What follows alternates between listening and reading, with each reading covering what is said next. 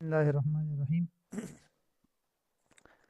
Islamic banking سے متعلق ہماری جو کلاس جاری تھی، جو بحث جاری تھی، اس میں ہم نے کچھ باتیں تو پڑھ لی تھی۔ جو دوسری بحث ہے بنیادی اصول، اس کے اندر ہم جو ہے ہم نے تقریباً 3 یا 4 اصول پڑھے تھے، تو چند باتیں مزید رہتی ہے ان اصول کی، پھر اس کے بعد اس کو انشاءاللہ آج اس کو ختم کرتے ہیں۔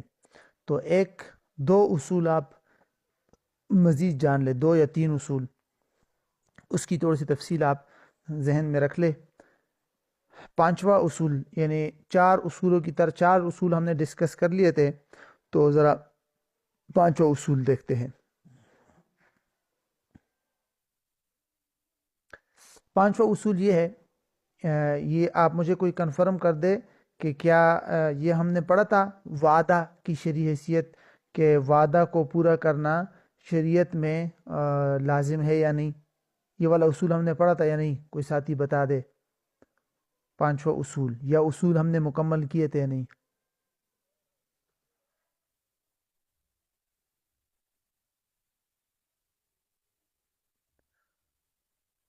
چلے دیکھ لیں آپ۔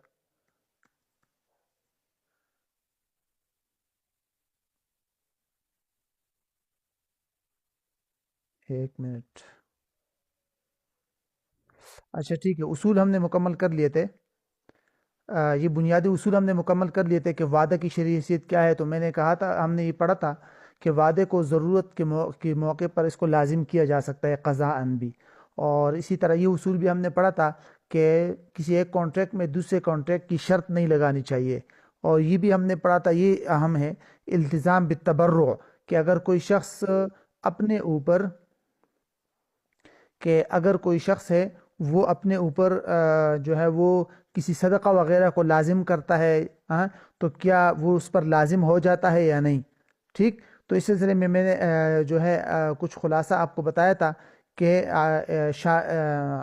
مالکیہ میں سے بعض حضرات کے نزدیک اس کی گنجائش ہے کہ اگر کوئی شخص جو ہے اس شرط کے ساتھ یہ شرط لگا دے کہ بھئی اگر میں نے یہ فلاں کام کیا تو میرے اوپر اتنا صدقہ لازم ہے، میں اتنی رقم صدقہ کروں گا، اس کو کہتے ہیں التزام بالتبرع، کہ صدقہ وغیرہ کا اگر کوئی شخص التزام کرتا ہے تو کیا اس پر وہ لازم ہو جاتا ہے یا نہیں؟ تو امام حطاب رحمہ اللہ کے حوالے سے میں نے یہ حضرت تقی صاحب نے ذکر کیا ہے کہ انہوں نے کہا ہے کہ یہ لازم ہو جائے گا، ٹھیک ہے، وہ بعد میں اگر وہ آدمی وہ کام کرے گا تو اس پر اس صدقہ کو لازم، وہ صدقہ اس پر لازم ہو جائے گا۔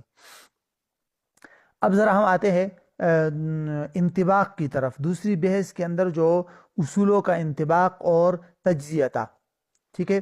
اصولوں کے انطباق اور تجزیے میں پہلے تو آپ دیکھ لیجئے کہ اسلامک بینک کے جو لائبلٹی سائیڈ ہے، جس میں وہ لوگوں سے پیسے وصول کرتا ہے، تو اس میں ہم نے جیسے کہ پڑھا تھا کہ اس میں اگر کرنٹ اکاؤنٹ ہے تو وہ رقم قرض کی ہے تو وہ اس کی تو شرعی اعتبار سے گنجائش ہے، لے سکتا ہے، اور اگر فکس ڈپازٹ یا سیونگ اکاؤنٹ ہے تو وہ شرکت یا مزاربت کا کانٹریکٹ کرنا پڑے گا، اس کی باقاعدہ جو ہے ڈاکومنٹس بنے ہوئے ہیں پارٹنرشپ یا مزاربت کا۔ تو جو بھی اکاؤنٹ ہولڈر وہ سیونگ اکاؤنٹ یا فکس ڈپازٹ کھولتا ہے، اس کے ساتھ بینک کا باقاعدہ شرکت یا مزاربت کا عقد ہوگا۔ ایک بات تو یہ ذہن میں رکھے۔ دوسری بات یہ کہ اسلامک بینک کے لیے جو ہم نے تمویلی سرگرمیاں دیکھی تھی، اس میں سے کیا کیا چیزیں تھی، وہ 7 میں نے آپ کو بتائی تھی بیسز۔ اس میں سے ایک شرکت بھی تھا، تو شرکت بھی شرعی اعتبار سے جائز ہے، ٹھیک ہے، کہ بینک اگر کسی کے ساتھ شرکت کا معاملہ کرتا ہے، مشارکہ کرتا ہے، ٹھیک ہے، اور کسی سے کوئی چیز جو ہے وہ کسی کے ساتھ کسی مطلب کسی بھی پروجیکٹ میں شریک ہوتا ہے، شرکت وغیرہ میں، پارٹنرشپ پر نفع نقصان دونوں میں، اور اس پر بینک نفع کماتا ہے تو شرعاً جائز ہے یہ، ٹھیک ہے۔ اور اس میں شرعی اعتبار سے بنیادی طور پر اسلامک بینک میں کوشش کی جاتی ہے کہ اسلامی اصولوں کو کے مطابق ہو، جو اصول ہم نے پڑھی ہے، سارے کے سارے پڑھے ہیں۔ اچھا، باقی تفصیلات تو اپنی جگہ، لیکن شرکت کے اندر ایک چھوٹا سا پوائنٹ یہ ذہن میں رکھ لیجئے، اس کو کہتے ہیں تنزیز حکمی، یعنی چونکہ شرکت میں تو یہ ایسا ہوتا ہے نا کہ جب نفع مثال کے طور پر ہم 5 آدمیوں نے شرکت شروع کر دی، جب مہینہ مکمل ہو گیا یا جب کانٹریکٹ ہمارا ختم ہو گیا تو جتنا نفع ہوا ہوگا وہ ہم آپس میں تقسیم کر لیں گے. لیکن بینک کے اندر تو ایسا نہیں ہوتا. ایک اکاؤنٹ ہولڈر آتا ہے، سیونگ اکاؤنٹ میں رقم رکھتا ہے، اگلے دن کچھ اٹھا کر لے جاتا ہے، پھر کچھ رکھتا ہے، پھر کچھ لے جاتا ہے، اور یومیہ دن رات یہ چلتا رہتا ہے. تو ایسی صورتحال میں نفع کس طرح تقسیم کیا جائے گا؟ اب ان کو جو نفع دیا جائے گا، نفع کا پتہ تو تب چلتا ہے کہ شرکت کا کانٹریکٹ ختم ہو جائے، پروجیکٹ ختم ہو جائے تو معلوم ہو جائے گا کتنا نفع ہوا ہے، اس کو تقسیم کیا جائے. تو اس کے لیے ایک صورت فقہاء معاصرین علماء نے ذکر کیا، اس کو کہتے ہیں تنزیزی حکمی. تنزیزی حکمی کا مطلب یہ ہوتا ہے کہ بھئی جتنے بھی اثاثہ جات وغیرہ ہے یا سیونگ اکاؤنٹ کو جہاں جہاں لگایا ہے اس سب کی قیمتیں لگا کر معلوم کیا جاتا ہے کہ کتنا نفع ہوا ہے. ٹھیک ہے، یعنی باقاعدہ حقیقی معنوں میں سب چیزوں کو بیچ کر نقد رقم میں تبدیل نہیں کیا جاتا، لیکن اس کی قیمت لگائی جاتی ہے، اور جب اس کی قیمت لگائی جاتی ہے تو معلوم ہو جاتا ہے، معتبر حسابی پیمانوں سے اور اندازوں سے ثابت ہو جاتا ہے کہ کتنے جو ہے اصل پیسے اور کتنا نفع ہوا ہے، تو اتنا پروفٹ جو ہے وہ لوگوں میں تقسیم کر لیا جاتا ہے. ٹھیک ہے، یہاں ایک تو یہ شرکت والی صورت ہے. جہاں تک شرکت متناقصہ کی بات ہے کہ جو ہاؤس فائنانسنگ کے لیے جاتا ہے، اس کی صورت میں نے آپ کو بتائی تھی. اس میں بنیادی طور پر آپ کو میں نے بتایا تھا کہ 3 کانٹریکٹ وجود میں آتے ہیں کہ شروع میں بینک اور کوئی آدمی جو ہے وہ مل کر مکان خریدتے ہیں، تو یہ ہو جائے گا شرکت الملک. پھر اس کے بعد بینک کا حصہ وہ آدمی جو ہے وہ اپنے استعمال میں لاتا ہے اور اس کے کرایہ دیتا ہے، تو یہ ہو جائے گا اجارہ. اور اس کے بعد جو وہ آدمی ہے وہ بینک کا حصہ تھوڑا تھوڑا کر کے خریدتا رہتا ہے، تو وہ ہو جائے گا الگ عقد ہو جائے گا خریداری کا. لیکن اس میں یہ ضروری ہونی چاہیے کہ ہر کانٹریکٹ دوسرے کانٹریکٹ پر ڈیپینڈ نہ کرے، شرط نہ ہو، ورنہ صفقہ فی صفقہ لازم آئے گا. اور عمومی طور پر یہ سارے کانٹریکٹ الگ الگ ہوتے ہیں. ٹھیک ہے، تو اس لیے بینک اگر ہاؤس فائنانس کے لیے یہ شرکت متناقصہ یا ڈائمینیشن مشارکہ کا طریقہ اختیار کرتا ہے تو شرعی اعتبار سے اس میں کوئی خامی نہیں ہے. اچھا، ایک بات تو یہ ہوگی. پھر اس کے بعد یہ بات مضاربہ والی بات کہ مضاربہ بھی ہم نے پڑھا تھا.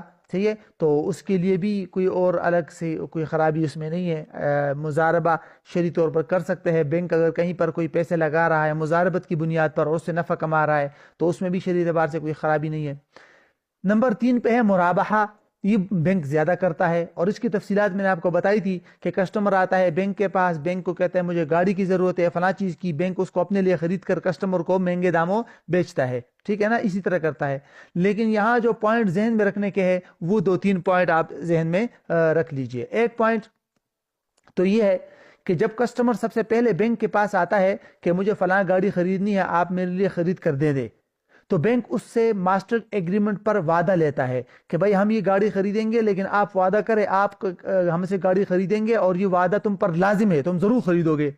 ٹھیک ہے، وہ وعدہ کر لیتا ہے اور بعد میں اس پر وہ وعدہ لازم ہو جاتا ہے، وہ اس کے لیے بینک سے گاڑی خریدنا لازم ہو جاتا ہے. تو میں نے آپ کو جیسے کہ اصول میں پڑھا تھا ہم نے کہ وعدے کو قضاءً لازم کیا جا سکتا ہے. جیسے ہم نے پیچھے پڑھا تھا کہ چونکہ آج کل اس کی ضرورت بھی ہے ورنہ بینکوں کو سخت قسم کے نقصان کا اندیشہ ہے، تو اس لیے اس کے وعدے کو لازم کیا جا سکتا ہے، مالکیہ کی رائے کو اختیار کیا جا سکتا ہے.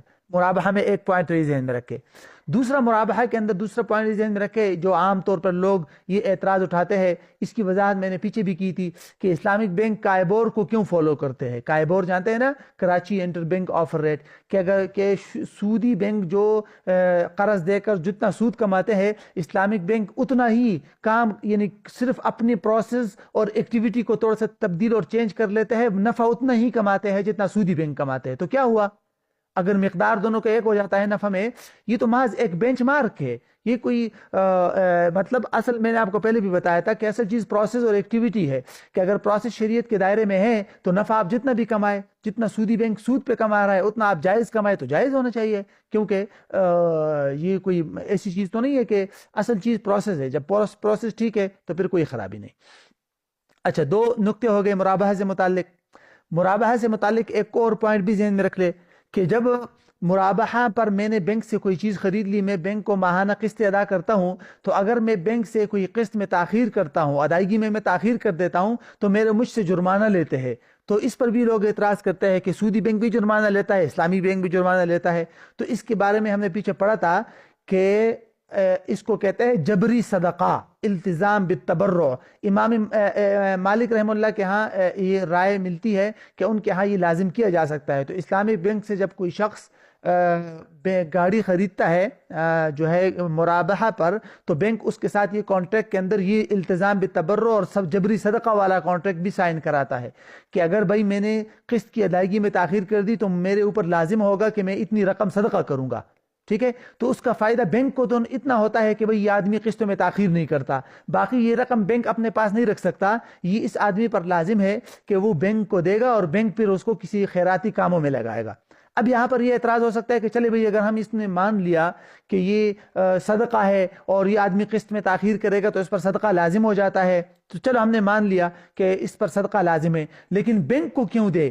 یہ صدقہ تو یہ اپنے انفرادی طور پر بھی کسی کو دے سکتا ہے، تو پھر اس پر یہ کیوں لازم کیا گیا کہ یہ صدقہ یہ بینک کو ہی دے گا، یہ کسی غریب کو دے دے؟ لیکن یہ بات دیکھیے، جب آپ نے کسی خاص سٹرکچر میں اور ایک انتظام میں چلنا ہے تو اب آپ نے اس سارے مینجمنٹ اور انتظام کو فالو کرنا پڑتا ہے، ورنہ اس کے بغیر معاملہ چلتا نہیں ہے۔ تو یہ ایک انتظامی معاملہ ہے، مینجمنٹ کا معاملہ ہے کہ بینک کو دینا اس لیے ضروری ہے تاکہ یہ آدمی جو ہے یہ گڑبڑ نہ کرے آئندہ، ٹھیک ہے۔ تو اس لیے صدقہ بھی اپنی اصلی جگہ پہ چلا جائے گا اور جس مقصد کے لیے صدقے کو لازم کیا گیا ہے وہ مقصد بھی پورا ہو جائے کہ آئندہ یہ قسطوں میں تاخیر نہ کرے۔ تو بہرحال یہ مرابحہ سے متعلق یہ باتیں تھی۔ اجارہ کی طرف آئیے، تو اجارے میں نے آپ کو بتایا تھا کہ اسلامک بینک اپنی کوئی چیز اگر لیزنگ پر دیتا ہے، اجارے پر دیتا ہے، تو اس میں کوئی خرابی نہیں، بس صرف شرط یہ ہے کہ بھئی اس کی ٹائم معلوم ہو کہ کتنے ٹائم کے لیے ضروری ہے، اور اس کی جو ہے رینٹ معلوم ہو کہ کتنا رینٹ جو ہے وہ منتھلی ادا کیا جائے گا۔ اس اجارہ کے اندر جو اضافی طور پر آپ نے نکات سمجھنے ہیں، ایک تو وہی وعدہ والا کہ شروع میں جب میں جاتا ہوں بینک کے پاس کہ مجھے یہ گاڑی چاہیے یا مجھے فلاں چیز چاہیے اور بینک مجھے وہ رینٹ پر دیتا ہے، تو اس سے پہلے بینک مجھ سے وعدہ لیتا ہے اور وہ وعدہ لازم سمجھا جاتا ہے، تو میں نے آپ کو بتا دیا کہ وعدہ لازم کیا جا سکتا ہے۔ دوسری بات یہ ذہن میں رکھ لیجئے کہ بینک جب کلائنٹ کو کوئی چیز دیتا ہے نا اجارے پر یا رینٹ پر، تو وہ بینک کے رسک میں ہوتا ہے۔ اگر اس آدمی کے پاس وہ چیز ضائع ہو جاتی ہے بغیر کسی کوتاہی اور غفلت کے، تو اس کا ذمہ دار بینک شمار ہوتا ہے، اور یہی اصول ہے اجارے کا۔ اچھا، اب جو اصل چیز جس پر اعتراض ہوتا ہے وہ یہ ہے کہ عمومی طور پر جو بینک جو اجارہ یا لیزنگ کرتے ہیں اس کو کہتے ہیں اجارہ منتہیہ بالتملیک، یعنی ایسا لیزنگ جس کے لاسٹ میں وہ جو رینٹ پر دی ہوئی چیز ہے وہ اس آدمی کو دے دی جاتی ہے، وہ اس کا مالک ہو جاتا ہے، ٹھیک ہے۔ اور سودی بینکوں میں وہ ہائر پرچیز والی صورت ہے، تو ہائر پرچیز والی صورت میں تو بہت ساری شرعی خرابیاں ہیں، لیکن اسلامک بینک جو کرتے ہیں اس میں یہ ہوتا ہے کہ مثال کے طور پر مجھے بینک نے 1 سال تک کے لیے گاڑی کرائے پر دے دی، تو 1 سال تک میں ماہانہ قسط ادا کروں گا، تو جیسے ہی سال پورا ہو جائے گا بینک مجھے الگ سے وہ گاڑی گفٹ کر دے گا۔ اب بینک کو ضرورت نہیں ہے کیونکہ بینک کو اپنی رقم اور ساتھ ساتھ میں نفع بھی مل گیا، تو وہ مجھے گفٹ کر دیتا ہے گاڑی۔ تو یہ گفٹ کی شرط نہیں لگانی چاہیے شروع میں، یعنی شروع میں جب وہ مجھے لیزنگ پر گاڑی دے تو اسی کے اندر یہ شرط نہیں لگائیں گے کہ بھئی ہم آپ کو لیزنگ پہ دیتے شرط پر کہ آخر میں گاڑی آپ کو گفٹ کریں گے، صرف پیسے ذکر کر سکتے ہیں کہ آخر میں گفٹ کریں گے، یا اگر گفٹ نہ بھی کرے تو آخر میں ایک قسط بچ جائے یا جتنی رقم بچ جائے اتنی رقم کے بدلے میں اس آدمی کو بیچ دے، تو اس کو کہتے ہیں اجارہ منتہیہ بتملیک۔ تو اس میں بھی اگر دونوں کانٹریکٹ الگ الگ ہو تو بنیادی طور پر اس میں شرعی اعتبار سے کوئی خرابی نہیں ہے، تو اجارے میں اور کوئی اضافی بات نہیں ہے۔ اچھا جی، اب آ جائیے ہم نمبر 5 پہ کہ سلم کے اندر جو بینک معاملات کرتے ہیں، تو بے سلم کا ہم نے پڑھا تھا، بے سلم کا کیا مطلب ہے کہ فوری طور پر مکمل قیمت دے کر بعد میں کوئی چیز وصول کرنا۔ تو اسلامک بینک جو کرتے ہیں نا وہ اس کو سلم موازی پیرل سلم کہتے ہیں، پیرل سلم، کہ اس کا طریقہ یوں ہوتا ہے، میں نے آپ کو بتایا بھی تھا کہ مثال کے طور پر میرا بینک ہے، میں بینک ہوں مثال کے طور پر، ٹھیک ہے، میں گیا اور میرے پاس زید آیا اور اس نے مجھے کہا کہ مجھے جو ہے مثال کے طور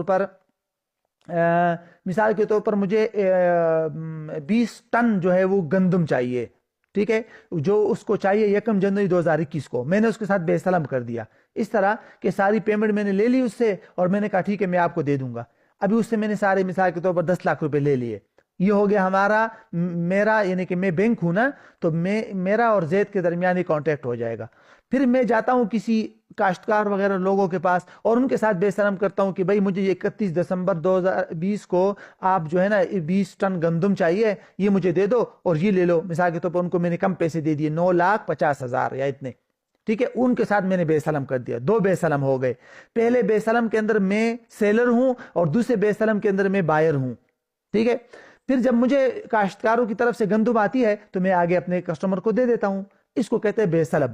تو بنیادی طور پر اگر دونوں کانٹریکٹ بالکل الگ الگ ہو، دونوں کانٹریکٹ ایک دوسرے پر ڈیپینڈ نہ کرتے ہوں، تو پھر ایسی صورت میں یہ جائز ہے، اس میں شرعی اعتبار سے کوئی خرابی نہیں، بالکل الگ الگ کانٹریکٹ ہونے چاہیے بس. اب آ جائیے استثناء کی طرف. تو استثناء میں بنیادی طور پر بھی وہی چیز ہے، بس صرف یہ ہوتا ہے کہ اس میں آرڈر پر چیز بنوائی جاتی ہے، اور اسلامک بینک میں بھی استثناء موازی والا ہوتا ہے، وہاں پر بھی وہی 2 کانٹریکٹ ہوتا ہے کہ مجھے آرڈر پر چیز بنوانے کا آرڈر آیا، میں بینک ہوں، اور بینک یعنی کہ میں نے پھر آگے کسی اور کو آرڈر دے دیا چیز بنانے کا، وہاں سے لے کر میں نے اپنے کسٹمر کو دے دیا اور بیچ میں اپنا نفع رکھ دیا میں نے. تو یہ ہے اس کو کہتے ہیں استثناء.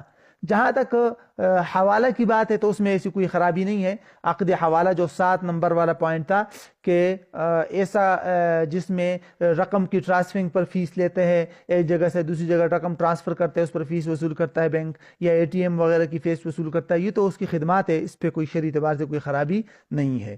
تو ابھی ٹائم ہے، اسلامک بینک سے متعلق اگر آپ کے ذہن میں کسی قسم کا کوئی سوال ہو تو آپ کر سکتے ہیں. میں نے ٹائم زیادہ دے دیا تاکہ جو ہے سوالات سے مزید چیزیں سامنے آ سکتی ہے نا، اس لیے اگر آپ کے ذہن میں اسلامی بینک سے متعلق کوئی بھی سوال ہو تو آپ کر سکتے ہیں.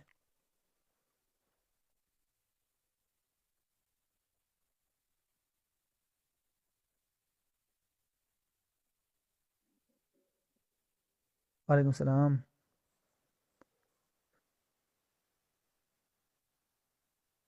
ہاں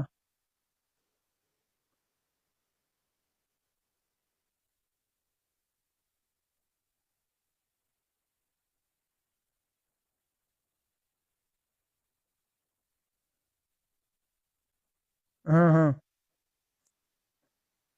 نہیں نہیں، اگر اس کی نیت جو ہے، یعنی اگر اس کی مثال کے طور پر منت ماننے کی نیت ہے نا، کہ اگر اتنی رقم ہو گئی تو میں، ایک تو ہوتی ہے محض ارادہ اور نیت، اس پر تو لازم نہیں ہوتا. ٹھیک ہے، لیکن یہ جو صورت ہے یہ ہے کہ التزام بالتبرع کا اس کا مطلب ہوتا ہے کہ بھئی کسی شرط، اس طرح کی شرط پر صدقہ وغیرہ کو ڈیپینڈ کیا جائے کہ جس کا کسی دوسرے فرد کے حق وغیرہ کے ساتھ بھی تعلق ہو. یعنی مالکیہ نے جنہوں نے اس کی گنجائش دی ہے، اس کا مطلب یہ ہے کہ بھئی آپ نے کسی ایسی شرط پر صدقے کو معلق کر دیا، ڈیپینڈ کر دیا، جس کا کسی اور کے ساتھ تعلق ہے اور کسی اور کا حق اس سے متعلق ہے. ورنہ کہ اپنے طور پر نیت کر لینا یہ تو محض ارادہ ہے، اس پہ عمل کرے یا نہ کرے وہ تو الگ چیز ہے. ہاں، منت مان لے، نظر مان لے، وہ الگ چیز ہے، وہ پھر لازم ہو جاتا ہے نا.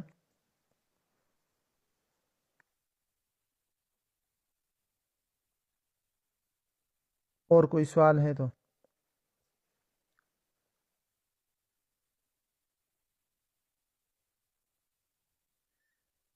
اور کل انشاءاللہ میں سکوک کی جو ہے نا ریکارڈنگ دوں گا آپ کو، سکوک سے متعلق آپ نے سنا ہوگا سکوک سے متعلق.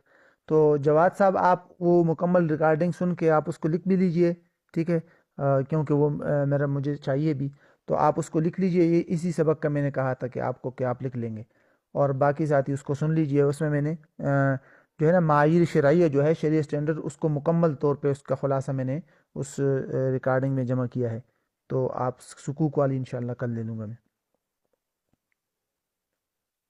چیک سے متعلق تو ہم نے پڑھا ہے نا، اور آپ کو میں نے ریکارڈنگ دی ہے چیک سے متعلق.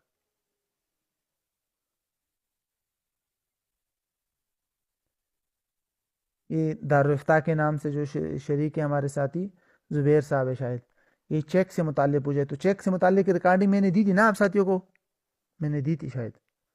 ہاں، اس کا سبق ہو چکا ہے.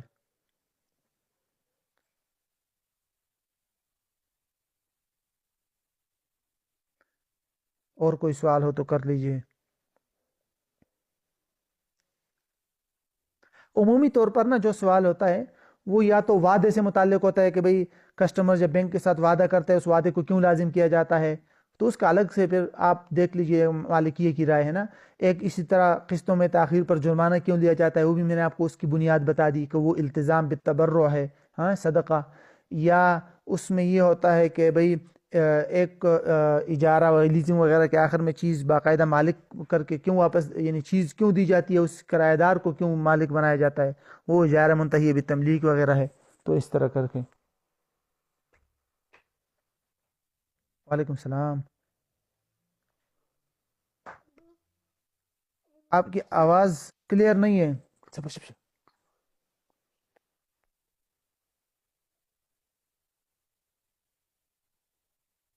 جی جی.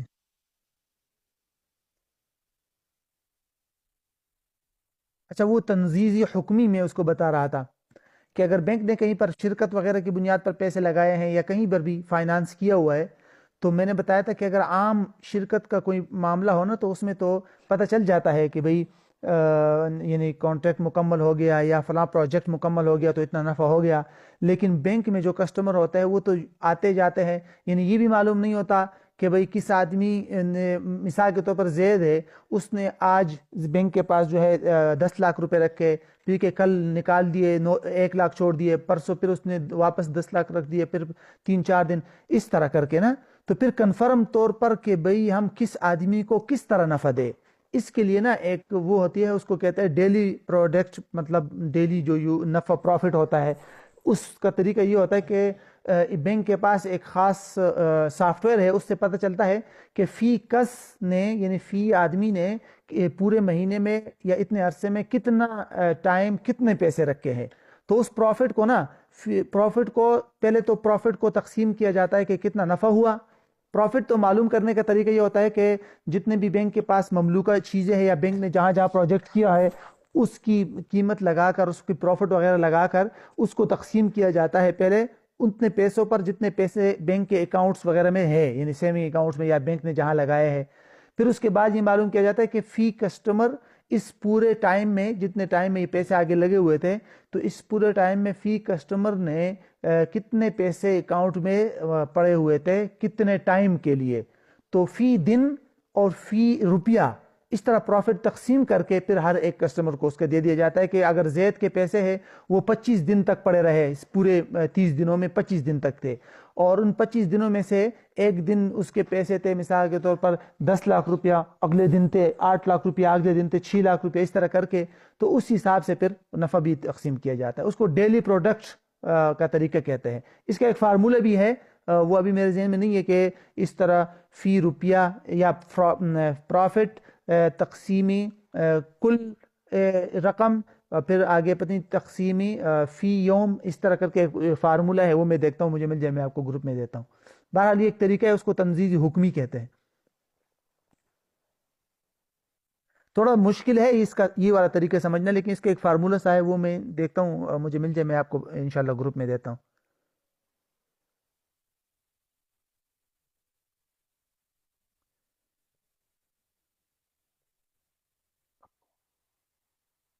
ہوں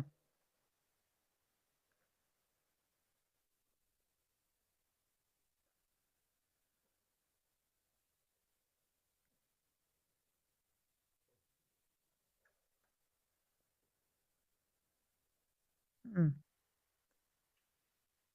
ہوں ہوں ہوں جی ہوں ہوں ہوں ہوں ہوں ہوں ہوں ہوں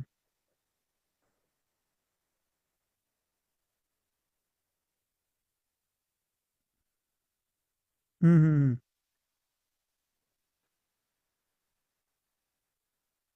اچھا، جہاں تک پہلی بات کا تعلق ہے نا کہ حضرت نے ایسی کوئی بات کی ہے، حضرت تقی صاحب نے، وہ میرے علم میں تو نہیں ہے، لیکن شاید انہوں نے اس وجہ سے کی ہوگی کہ اس میں بعض علماء اس کو، مطلب اس میں اختلاف رکھتے ہیں نا، تو اختلاف رکھنے کی وجہ سے شاید یہ کہا ہو، لیکن اس سے کچھ فرق تو نہیں پڑتا، غیر سودی ہو تو اتنا کافی نہیں ہے کیا. بہرحال اچھا، جہاں تک اصل سوال آپ کا وہ دوسرا ہے نا کہ عمومی طور پر بینک جو ہے وہ ان کو نقصان کیوں نہیں ہوتا. اب دیکھیے، یہ جب دیکھیے نا، آپ خود سوچئے کہ دنیا کہاں کتنی ترقی کر لی ہے. رسک مینجمنٹ آپ کو لوگوں کو میں نے پڑھائی بھی ہے، یہ ایک فن ہے باقاعدہ. بینک جہاں پر بھی پیسے لگاتا ہے پورے احتیاط کرتا ہے، رسک مینجمنٹ کا اس کے پاس پورا کا پورا ادارہ موجود ہے، اور وہ پورے رسک کو مینج بھی کرتے ہیں. آگے سے تکافل آ گیا، تکافل کا معاملہ بھی کرتے ہیں. تو اتنے زیادہ رسک مینجمنٹ کے باوجود نفع جو ہے وہ 100% میں سے 1% رہ جاتا ہے. اس لیے عمومی طور پر یہ نقصان نہیں ہوتا. اور یہ جو بعض لوگ اعتراض کرتے ہیں، یہ بچوں والے اعتراضات ہیں. تو یہ کہ بھئی اگر کوئی بینک ہے وہ اپنا رسک مینج کرتا ہے اتنے طریقے سے کہ پورا احتیاط کرتا ہے، اور جو ہے پورے احتیاط کے بعد ہی اگر پیسے لگاتا ہے، تو اس میں تو میرے خیال سے کوئی ایسے اعتراض والی بات نہیں ہے.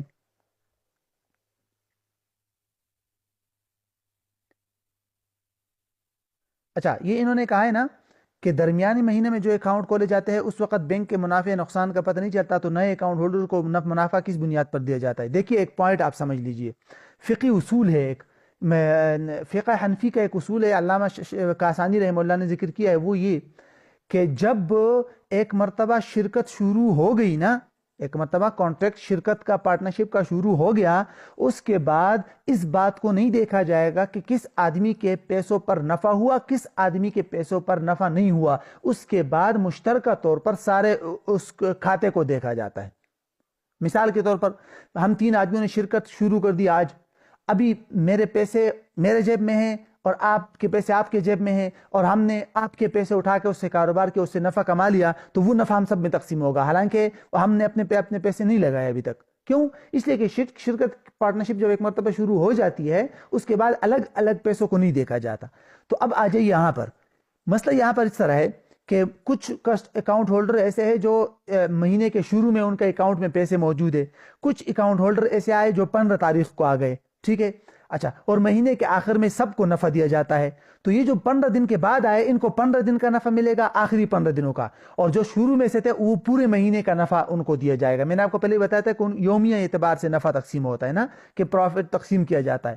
اچھا، ایک بات، اب کوئی آدمی یہ اعتراض کر سکتا ہے کہ ممکن ہو آخری 15 دنوں کے اندر جو ہے وہ نقصان ہوا ہو، نفع ہی نہ ہوا ہو، اور پہلے ہی 15 دنوں میں نفع ہوا ہو، تو پھر آخری 15 دنوں والوں کو کیوں نفع دیا جاتا ہے؟ تو اس کا جواب وہی علامہ کاسانی والا ہے جو میں نے آپ کو دے دیا، کہ ایک مرتبہ وہ شرکت میں آ گئے، اب انفرادی طور پر نہیں دیکھا جاتا کہ ان لوگوں کے پیسوں پر نفع نہیں ہوا، بلکہ وہ آ کر شریک ہو گئے، اب پروفٹ میں وہ شریک ہو گئے.